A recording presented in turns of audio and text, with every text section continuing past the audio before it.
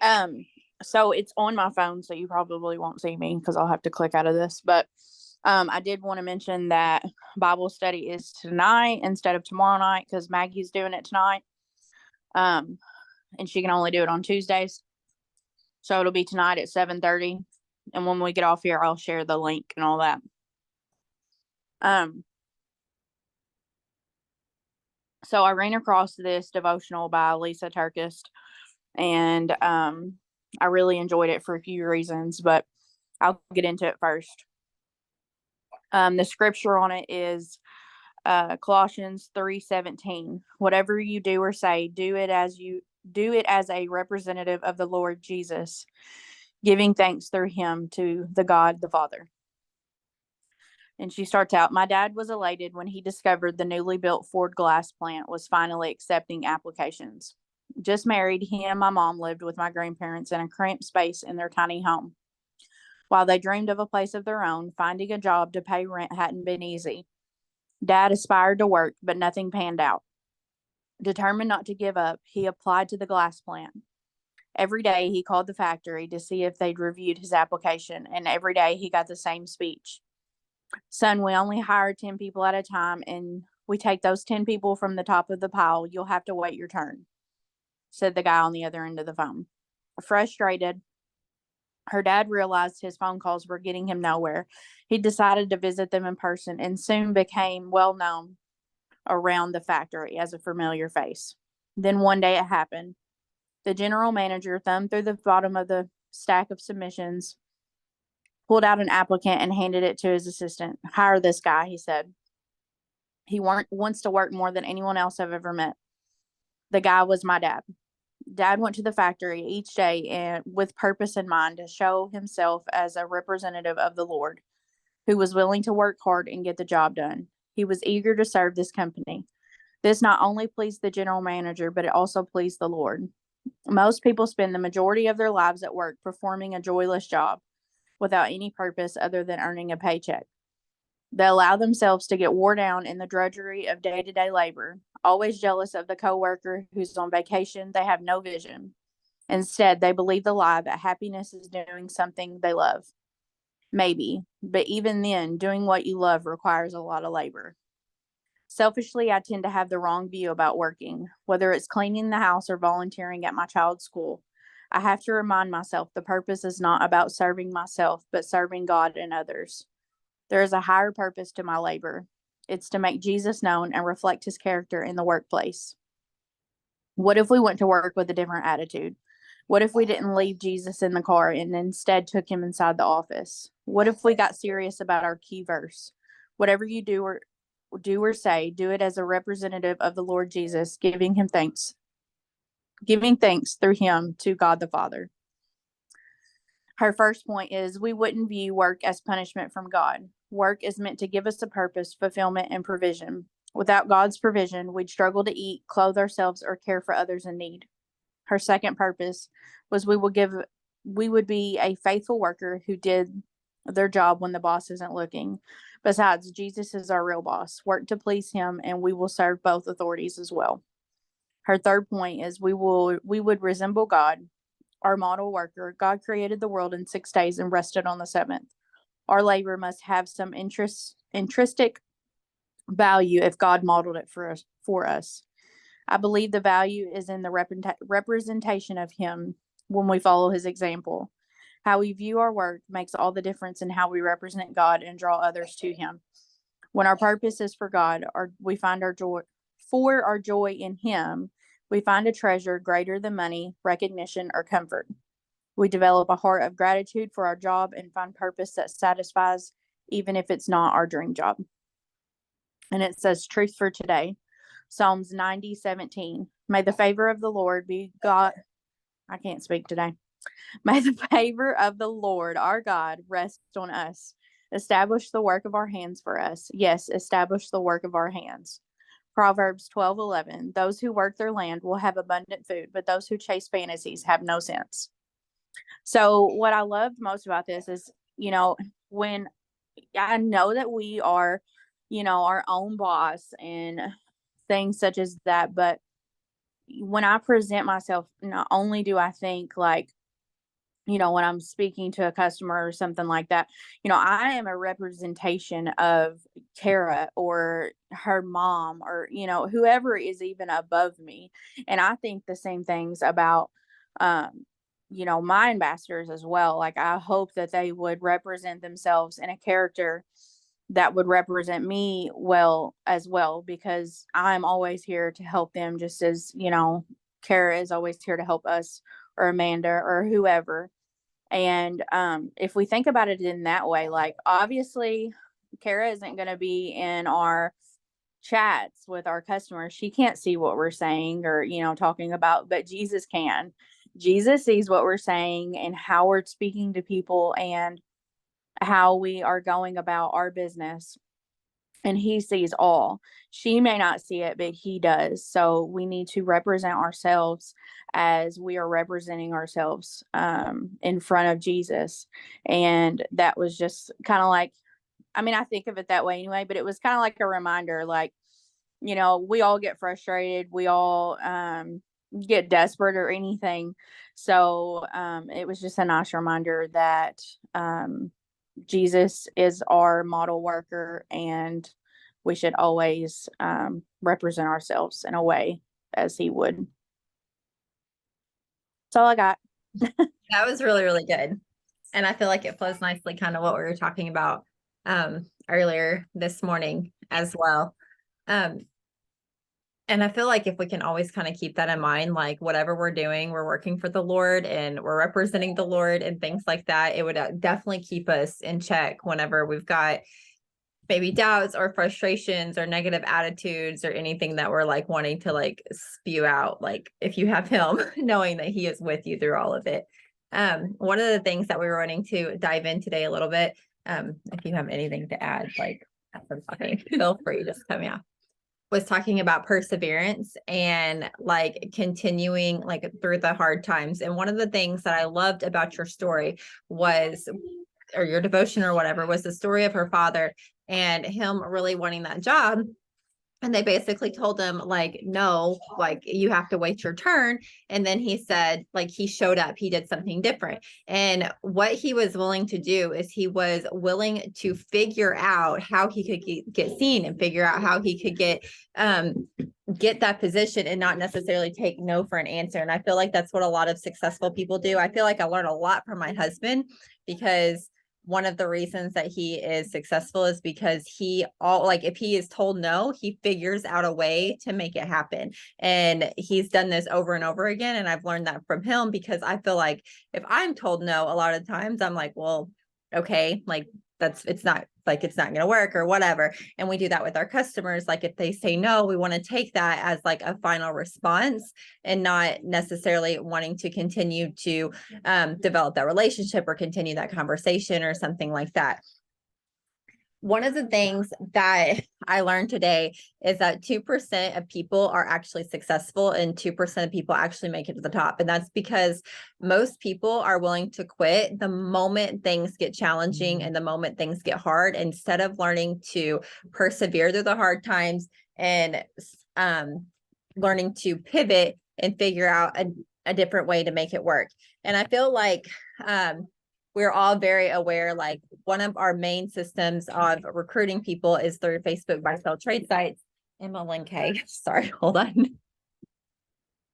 Thank you, sweet girl. Yeah, come here. Doing a call with 7 kids here, so Amanda was helping with a different one.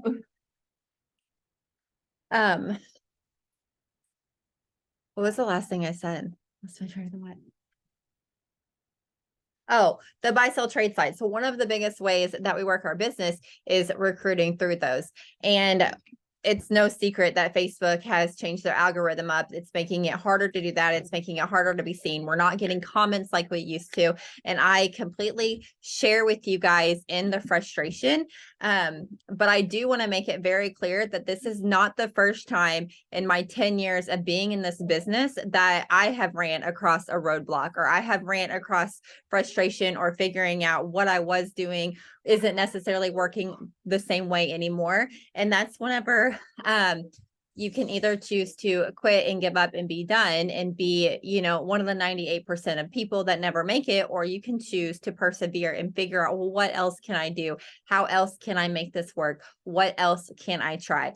There is 101 different ways to work this business, probably more than that. So just because one way is not working as effectively, I'm not saying completely throw that way to the side and don't try it anymore, because I think that there's no harm in continuing to still do that, but also figuring out new ways to work your business and pivoting and figuring out how to make it better.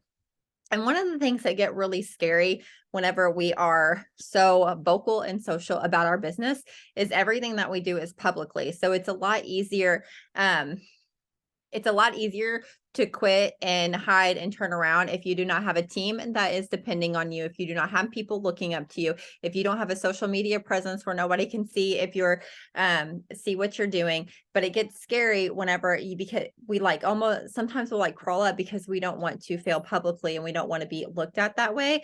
But failure is a part of success, and that's something that is going to continue to happen. And it's just part of this whole entire journey. It's like that across the board, regardless of what industry you're in, whether you're trying to whenever you're trying to build a presence or trying to be successful in a new adventure. The same way with my husband that has a completely different business that I have.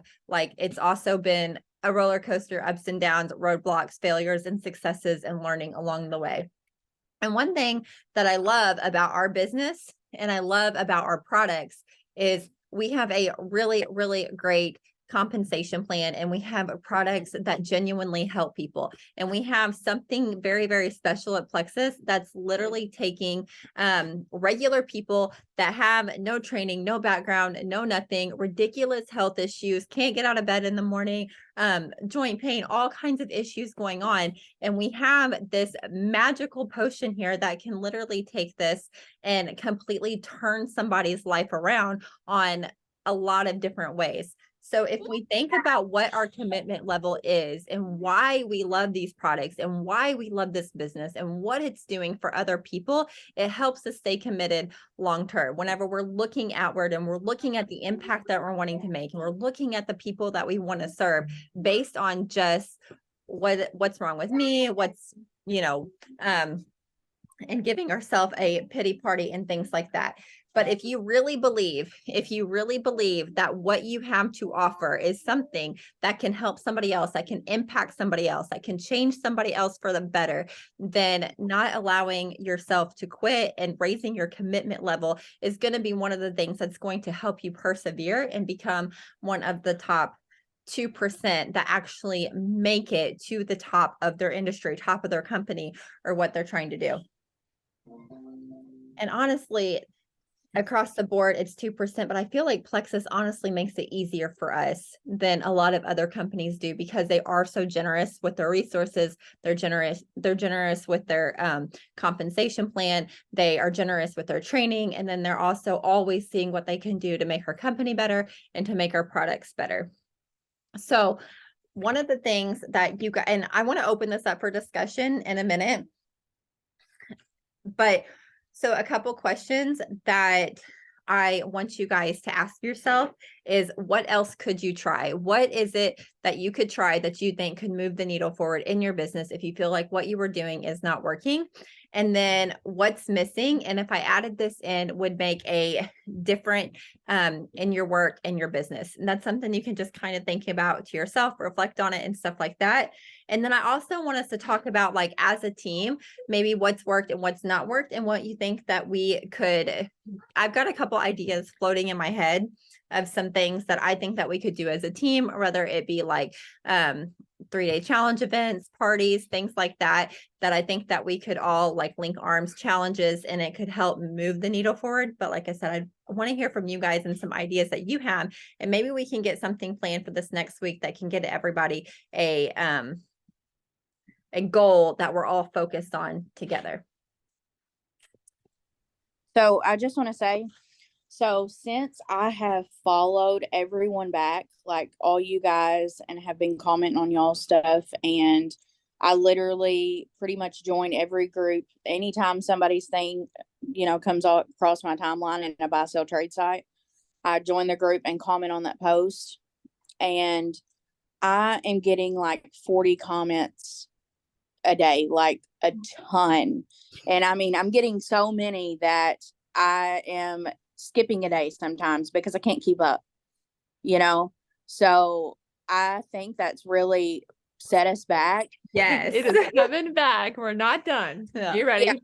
Because I mean, Plexus told us to do that, but Yeah. like I said, not everybody works a business like we do. We don't really do a whole lot of warm customers. Most of ours are cold customers. So, I mean, honestly, engaging with a lot of people on my timeline doesn't really help me as much as engaging with you guys and then other people seeing my stuff, I guess. I don't know, but it definitely made a huge difference. And I feel like I'm out from under a rock.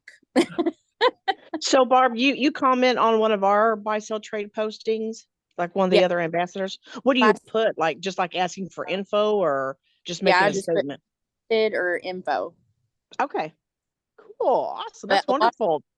Say, you need to join the group, and all you got to, the button will be right there. You just hit join, and then you can just comment on it. Right.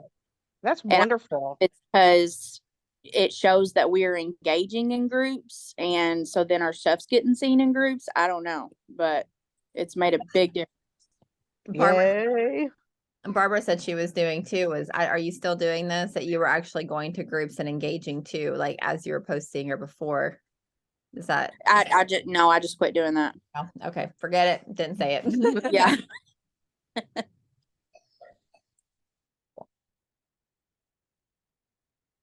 Definitely encouraging for. Yes.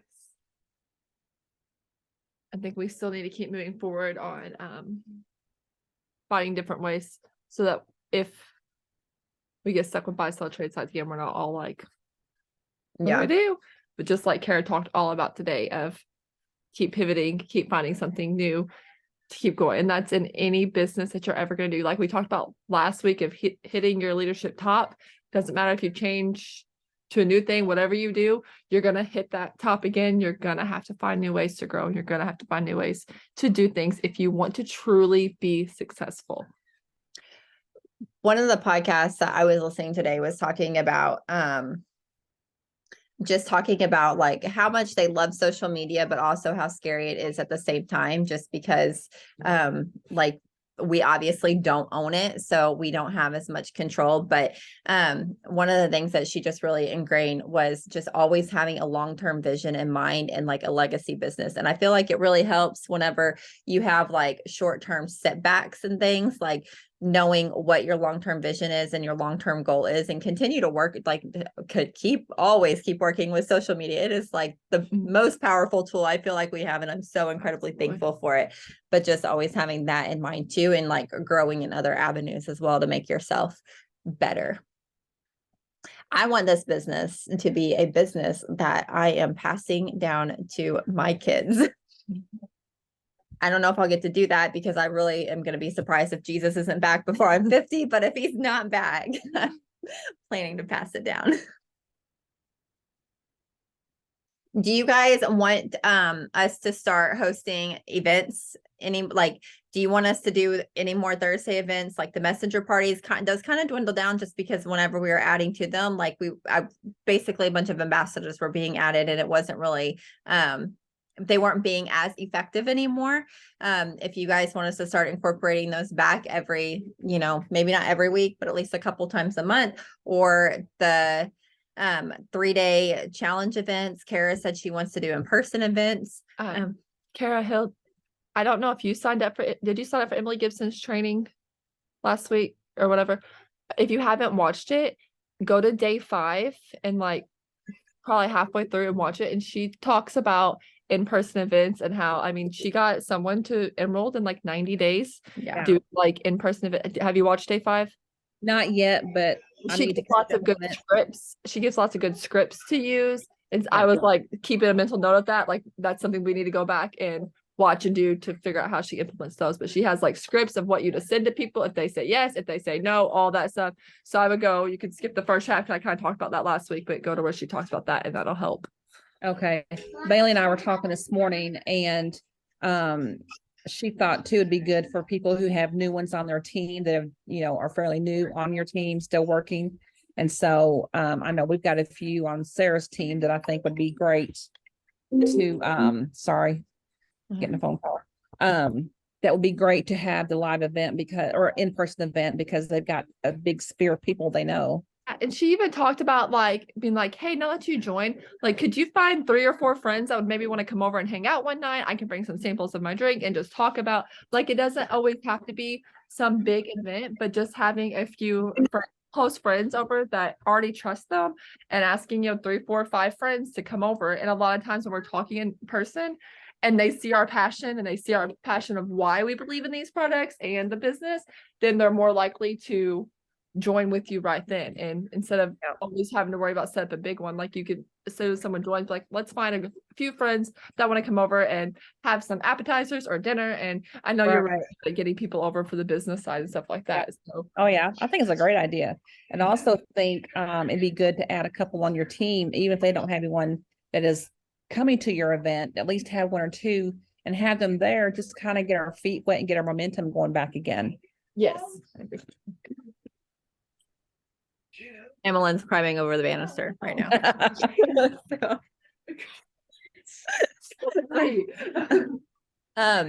In-person events are like a huge way how we grow our business in the beginning. So, Chelsea, what kind of content are you looking for? And what do you mean? Like, are you like, I don't think we can schedule them if they're in messenger chats. We could schedule them probably if they're like an event. But just like, can you just elaborate? You might be typing if you can't talk.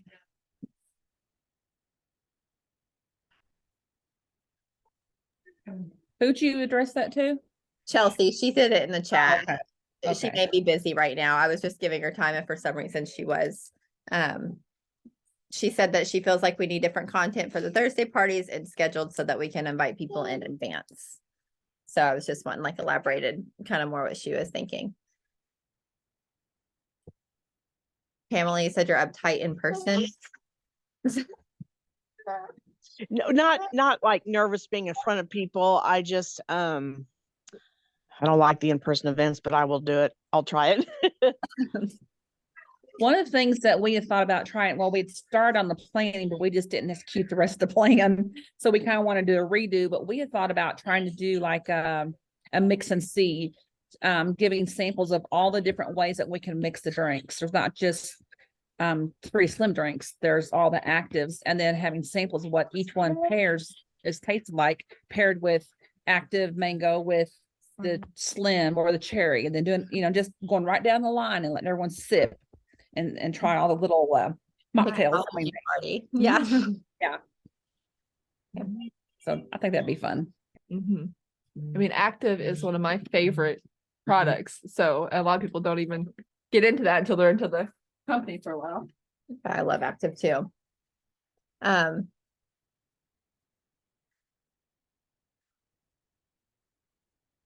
Okay.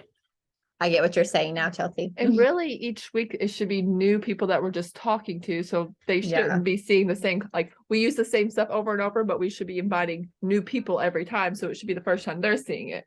I know it gets boring to us. but- Yeah. And then